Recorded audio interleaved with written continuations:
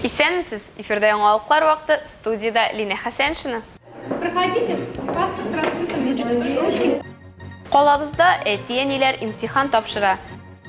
Әлегә күп функцияле үзәк әлеге дефектлар белән документлар кабул итә.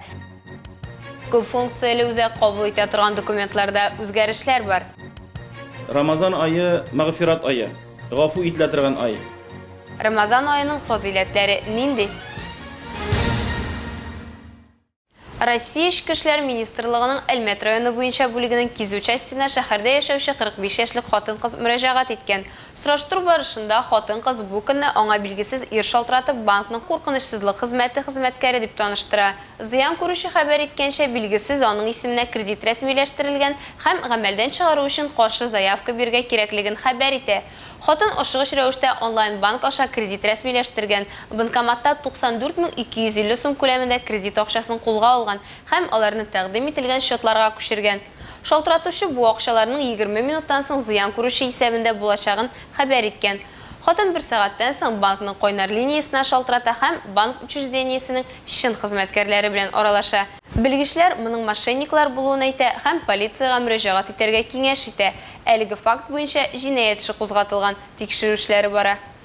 Республика күләмендә игълан ителгән цифрлаштыру елгысаларында Ознакай районында төрле чаралар уздырылып килә. Шуларның чираттагысы шәһәрнең 5нче мәктәбендә сан дәресе буларак үтте. Әлеге чарада Татарстан Республикасының сатып алулар буенча дәүләт комитеты рәисе урынбасары Искәндәр Баһаветдинов та катнашты. Тулырак алдагы материалда. Бүгенге көндә интернет челтәреннән ничек дөрес файдаланырга, мошенниклар кармагына эләгүдән ничек сакланырга, укучылар сон дәресендә әлеге һәм башка сорауларга җаваплар эзләделәр. Как себя нужно вести при кибербуллинге в социальных сетях? Без интернет челтәрендә үзеңне дөрес тоту кагыйдәләре буенча эш алып барабыз. Мошенникларга алданмаска, куркыныч янаганда өлкәннәргә, әти-әниләргә хәбәр итәргә кирәк. Желательно к родителям. Чарада район башкарма комитеты җитәкчесе урынбасары Оксана Газизова, район мәгариф идарәсе җитәкчесе урынбасары Алия Раупова да катнашты. Интернет, она такая затягивающая штука, которой на каждом шагу практически нас подстерегают какие-то опасности. Интернет челтәрләрендә үзеңне тоту күнекмәләрен формалаштыруга юнәлдерелгән дәресне математик укытучысы Динарис Вәлиев кызыклы һәм мавыктыргыч итеп алып барды. С 6, если не ошибаюсь, по 11 классы. Сон дәресләре 6-11 сыйныфларда уздырыла. 10 теманы ел дәвамында һәр ай сайын бирәчәкбез. Әлеге дәресләр класс сәгатьләре кысаларында үткәрелә. Дәрес барышында катнашучылар интернетта куркынычсызлыкны тәэмин итү буенча төрле биремнәр башкардылар.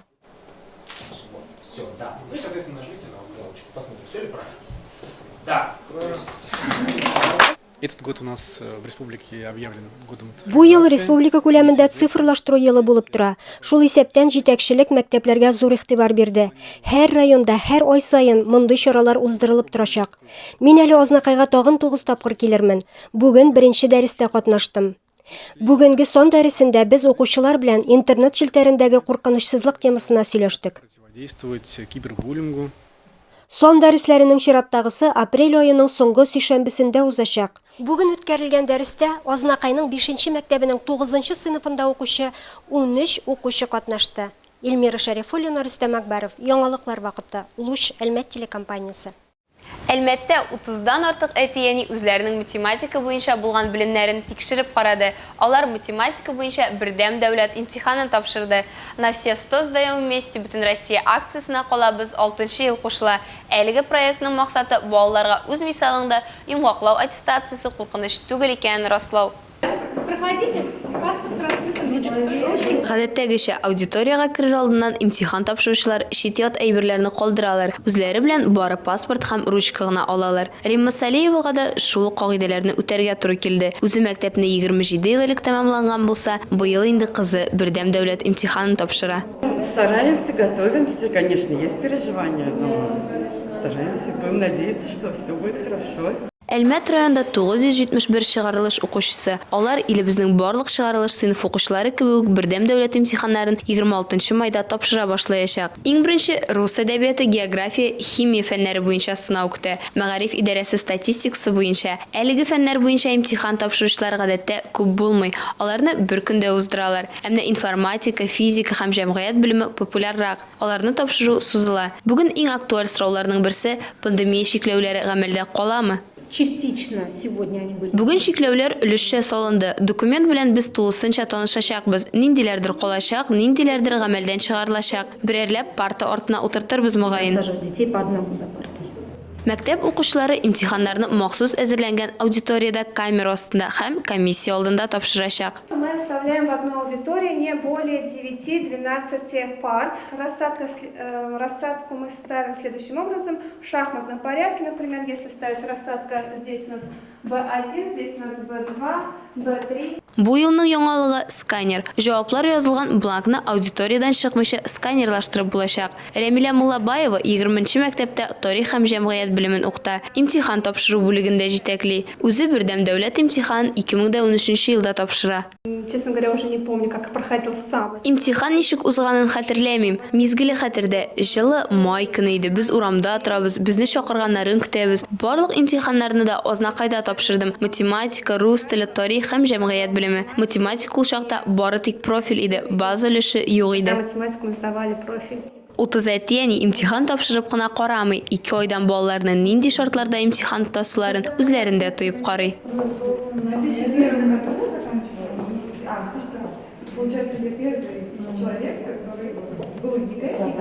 Балалардан айырмалы буларак әтиянигә 1 сәгать кенә бирелә. Бланкта 21 бирем. Аларны үтәүгә тотынганчы кыскача инструктаж. На вашем рабочем столе, помимо экзаменационных материалов, могут находиться только гелевая капиллярная ручка с чернилами черного цвета, документ, удостоверяющий личность, лекарства и питание при необходимости, черновики. Имтихан материаллары мәктәпкә шифрланган килеш килә. Аудиторияда ук ачыла. На все 100 сдаем вместе Бүтін Россия акциясына Әлмәт 6-нчы ел кушыла. Моңа кадәр әтияниләр тарих, рус әдәбияты, рус теленнән белемнәрен тикшереп караган иде. Күптән түгел Татарстанның күп функцияле үзәгенең никах төзү турында гаризалар кабул итүдән туктавы билгеле булды. Мондый хезмәт биредә популяр булмаган. Хәзер ведомство күчемсез милекне рәсмиләштерү өчен документлар яңа кагыйдәләр буенча кабул ителә башлаячак дип хәбәр итә. Минем документлар күп функцияле үзәкнең күчемсез милекне рәсмиләштергәндә документларны кабул итүдә баш тарту өчен яңа нигезләре 2022 елның 29 июньнән барлыкка киләчәк. Бу хакта Татарстан Росреестрында хәбәр иттеләр. Күчемсез милек объектларын кадастр исәменә куйганда һәм аларны теркәгәндә шәхсән тапшырыла торган документларга карата өстәмә таләпләр аеруча мөһим үзгәрешләргә керде. Татарстан Республикасы Росреестрында аңлатуларынча, хәзер гариза һәм документларны кабул иткәндә шәхесне билгеләү мөмкин булмаса яки документ күрсәтелмәсә, аны кабул итүдән баш тартырга мөмкиннәр. 29 июньнән документларны аларны визуаль карап тикшергәндә карандаш белән язылган язмалар, ялган сүзләр һәм башка төзәтмәләр булуы ачыкланса, кабул итүдә баш тартылачак. Документлар текстын укырга һәм аларның эчтәлеген һичшиксез аңлатып бирергә мөмкинлек бирелмәячәк. Әлегә күп функцияле үзәк әлеге дефектлар белән документлар кабул итә, әмма Росреестр аларны 5 көн эчендә карап тикшермичә генә кире кайтара. Татарстан Республикасы буенча Росреестр идарәсенең күчемсез милекне дәүләт теркәү бүлеге башлыгы Энҗе Мөхәммәтгалиева билгеләп үткәнчә, бу яңалыклар документларны кабул итү процессын оптимальләштерергә, күчемсез милекне рәсмиләштергәндә кире кайтару һәм туктатып тору санын киметергә мөмкинлек бирәчәк. Олия Байрамалова, яңалыклар вакыты, Луч, Әлмәт телекомпаниясы. Ә хәзер кыска вакытлы рекламага бүленәчәкбез. Аның артыннан ук безнең эфирда данная категория налогоплательщиков освобождается от уплаты налога на имущество в отношении одного объекта. Физик затлар милкенә салынып кемнәр түләргә тиеш? Безгә исәнлек, саулык, озын гомер теләбез. Рәхмәт. Сезне белән горурланабыз без. Озын гомернең сирен 95 яшьлек юбиляр белә. Рамазан айы мәгъфират айы, гафу ителә торган ай. Рамазан айының фазиләтләре нинди? Реклама тиз узачак. Безнең белән калыгыз. Физик затлар милкенә салым күчемсез милеккә ия булучылар өчен мәҗбүри булын һәр гражданинга белергә кирәк. Күчемсез милеккә йортлар, фатирлар, дачалар, хуҗалык һәм башка корылмалар керә. Аны бу салымны түләүдән азат ителмәгән яки әлеге салымны түләүгә махсус ташламалары булмаган барлык затлар түләргә тиеш. Милеккә салым күчемсез милекнең барлык милекчеләре түли торган мәҗбүри җыемнарның берсе. 2018 елның 1 гыйнварыннан милек салымына карата салым ташламаларына хокукны 18 яшькә кадәрге 3 һәм аннан күбрәк баласы булган гражданнар алды. Данная категория налогоплательщиков освобождается от Салым уплаты. түләүчеләрнең әлеге категориясе эшмәкәрлек эшчәнлегендә кулланылмаган очракта бер күчемсез милек объектына карата мөлкәткә салым түләүдән азат ителә. Мондый объект торак йорт яки аның бер өлеше, фатир яки бүлмә, гараж булырга мөмкин. Часть, квартира, комната или гараж. Шулай ук 2019 елның 1 гыйнварыннан күп балалы гаиләләр эшмәкәрлек эшчәнлегендә кулланылмый торган җир кишәрлекләренә карата салым ташламасын алу хокукына ия булдылар. Салым ташламалары хокукына ия физик затлар салым органына үз теләге белән салым ташламасын куллану турында гариза тапшыралар. Шулай ук салым түләүченең салым ташламасына хокукын раслаучы документлар тапшырырга кирәк. Документами, подтверждающими право на налоговую льготу, Салым ташламасына хокукны раслаучы документлар булып түбәндәгеләр тора. Әлеге салым буенча салым түләүче дип танылган физик затның шәхесен таныклаучы документ, шулай ук аның исеменә бирелгән күп балалы гаиләнең таныклыгы, яисә 3 һәм аннан күбрәк бала туу турында таныклык. Әгәр сез элегрәк үз ташламаларыгыз турында белдергән булсагыз һәм салым түләүдән азат ителгән булсагыз, өстәмә рәвештә гариза юлларга кирәкми. дополнительно направлять заявление не нужно.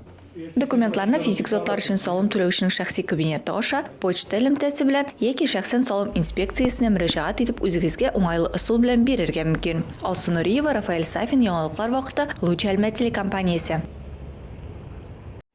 Бөек Ватан сугышында хәлак булган яки хәбәрсез югалганнарның исеме әле дә булса торгызыла. Аның белән бергә сугыш каһарманнарының бүләкләре дә туган якларына кайта. Шундый бүләкләрнең берсе Әлмәтле Георгий Зверевның бер туган апасы Людмила Березовага тапшырылды.